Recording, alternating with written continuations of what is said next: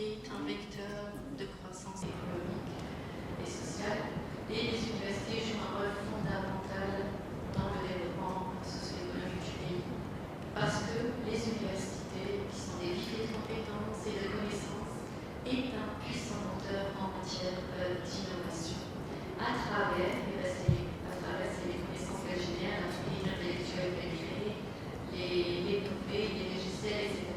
Mais il est important que ces résultats de recherche, ces connaissances et intellectuelles aient un impact, soient valorisés, aient un impact réel sur la société et l'économie. Donc on encourage les universités à s'ouvrir à leur monde socio-économique, à leur territoire, à développer des collaborations, des partenariats et à valoriser le résultat de la recherche par le extensible, la session de licence de brevet d'invention, la session de licence de brevet d'invention, la création de filiales, mais aussi en encourageant les étudiants à la création de start-up. Et justement, l'arrêté ministériel 1275, un diplôme, une start-up, un diplôme, un brevet, vient appuyer cette dimension entrepreneuriale au sein de l'université. Il a été présenté aujourd'hui les mécanismes et modalités d'application de cet arrêté ministériel pour accompagner ces étudiants qui s'engagent dans la création de start-up dès la préparation de leur projet de fin d'études. Donc on a pu voir qu'il leur faut un accompagnement adapté, l'investissement également des structures d'appui, les incubateurs, mais aussi les CATI, les Fab Labs, les maisons d'entrepreneuriat, etc. D'ailleurs, il y a actuellement près de 42 incubateurs au niveau des universités, presque autant de Fab Labs, et justement, nous sommes comme le ministère de l'Enseignement supérieur et de la recherche scientifique, on encourage l'ensemble des universités à dédier un espace pour les incubateurs. Il y a eu une opération de dépôt des demandes et des canevas à remplir concernant les incubateurs et les Fab Labs. Les canevas sont disponibles sur le site de la DGSDT. Donc, effectivement, il faut accompagner ces étudiants à travers les structures d'appui, mais pas que. Il est important que les laboratoires de recherche, les plateformes technologiques, les plateaux techniques s'engagent également dans ce processus et cette dynamique pour accompagner les étudiants dans le prototypage de leur invention et de leur projet. Et justement, la DGSDT a mis en place à peu près 2 ans maintenant, il y a 2 ans, la plateforme Eptical. Dans sa famille, Eptical. Eptical qui vient justement appuyer les étudiants, les doctorants, et maintenant les étudiants dans le cadre de la préparation de leur projet de fin d'études pour la création, pour le développement du prototypage et la création de start-up. Alors, Eptical, vous pouvez y accéder via le site de la DGSDT, DGSDT.dz, rubrique plateforme numérique, ou bien en tapant directement eptical.dgsdt.dz ou encore en téléchargeant l'application disponible sur Android. Alors, Eptical, c'est la plateforme numérique qui centralise l'ensemble de l'information sur les plateformes technologiques, les plateaux techniques, les équipements et puis les prestations de services réalisés. C'est-à-dire, au lieu d'aller chercher un équipement, une analyse à réaliser, au lieu d'aller voir sur chaque site des centres de recherche ou bien des universités qu'est-ce qu'ils ont, il suffit juste d'aller sur cette plateforme-là et vous allez avoir toute l'information disponible. Alors, en fait, les plateformes technologiques et les plateaux techniques, c'est des espaces qui sont dotés de moyens et d'équipements. Souvent, c'est des équipements lourds et qui sont mis à la disposition des établissements d'enseignement supérieur, des centres de recherche, mais aussi les étudiants pour le soutien de leur projet de fin d'études. En fait, ces plateformes ont été mises en place pour, justement, dans un premier temps, mutualiser les moyens et puis générer justement ce flux de change entre les différents acteurs, que ce soit les partenaires socio-économiques, les centres de recherche et les établissements. Et donc cette plateforme numérique Eptical va vous faciliter l'accès à l'information et à ces plateformes. Donc il y a actuellement sur Eptical près de 16 plateformes technologiques dans différents domaines. Donc ça va de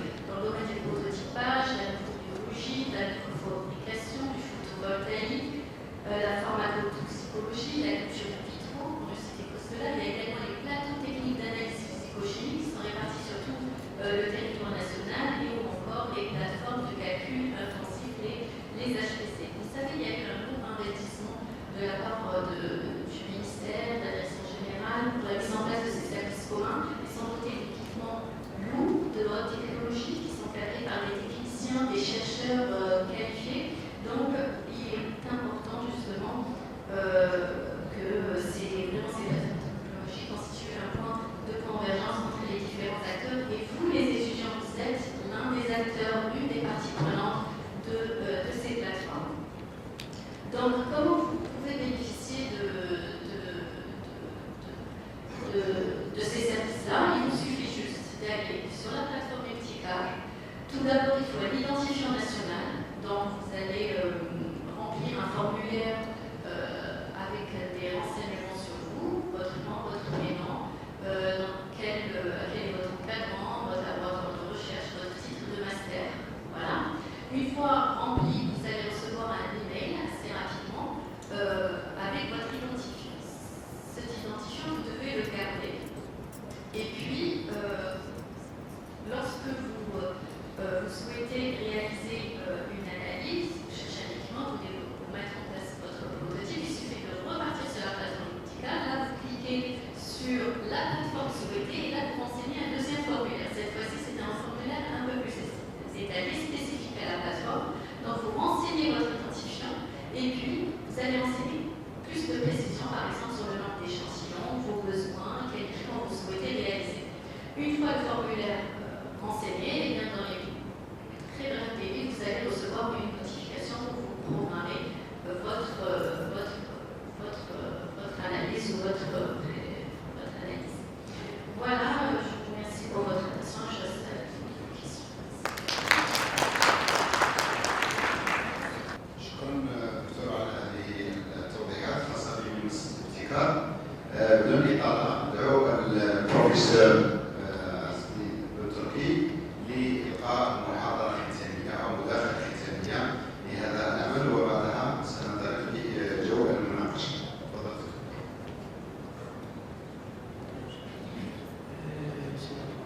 أولا تحية السيد المدير واحترامي على حسن الاستقبال وتحية أيضا خالصة للسيد رئيس الجمهورية واحترام السميع وأيضا لحضور الكريم الزملاء والطلبة.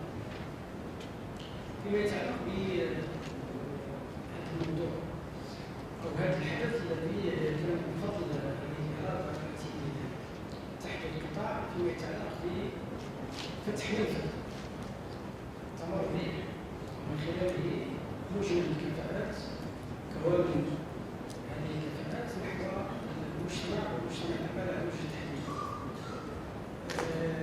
لأن الملاحظ والمشاهدات تؤكد أن في العقود الأخيرة اتجهت الجامعة الجزائرية نحو شيء من المثابة من في بعض الأحيان من الركود. تحريك الوكالة الداخلي هذا الفضاء الأكاديمي وجعله يتفاعل إيجابيا مع محاكاة الاقتصاد الاجتماعي هذه تكون أكيد لها آثار إيجابية جدا على الوسط الجامعي خاصة وسط البحث وعلى المجتمع ككل وعلى مجتمع العمل على وجه التحديد. السياق العام التاريخي لظهور حاضنات الأعمال كان خاصة بعد الحرب الثانية في الولايات المتحدة وهذا لم يكن جزافا ولا بإرادة مسبقة، كان نتيجة للتطور الطبيعي للأسواق وما يميز الأسواق كما نعلم هو المنافسة الشديدة محاولة دائما مجتمع الأعمال أنه يهيمن على الأسواق القائمة. إبداع الابتكار هو المحرك لتطور الأسواق بمعنى أنه يخلق الجديد ويخلق القديم. هذا الميكانيزم جعل من حاضنة الأعمال تكون في خضم هذه المنافسة المستمرة بين مختلف المتعاملين الاقتصاديين خاصة في بعض الصناعات التي كانت رائدة وعلى وجه التحديد صناعة السيارات في الولايات المتحدة في المنطقة الشرقية منها. لأن المجموعات الاقتصادية والصناعية دائما تبحث وهي يقظة بالنسبة لأي تطور يحل في السوق خاصة بالنسبة للمبتكرات. لذلك كان دائما في لاستقطاب هذه المبتكرات أو لتصفيتها بخلاصتها، ولأن عادة المبتكرات تواجه مشكلة تاع تحدي القائمين في السوق أصلا، لأن أي شيء جديد هو يواجه به شيء غريب والتخوف. يقظت مجتمع الأعمال في الولايات المتحدة خاصة في صناعة السيارات وذلك انتقل تدريجيا لتصبح نموذج في الأعمال، نموذج طبعا الآن ينتشر على أسقال العالم خاصة في أوروبا الغربية وفي آسيا.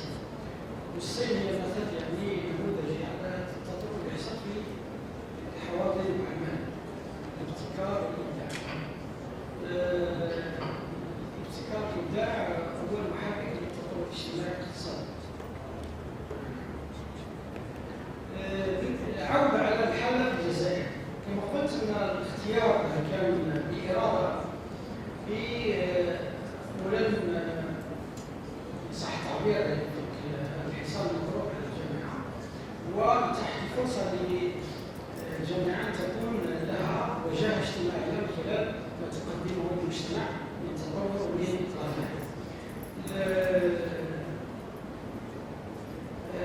ما يجب التنويه إليه على وجه التحديد بالنسبة لحواضر الأعمال حتى لا نكرر نفس ما تم سابقا ولم ينتج شيء، خاصة بالنسبة لمخاطر البحث ووحدات البحث.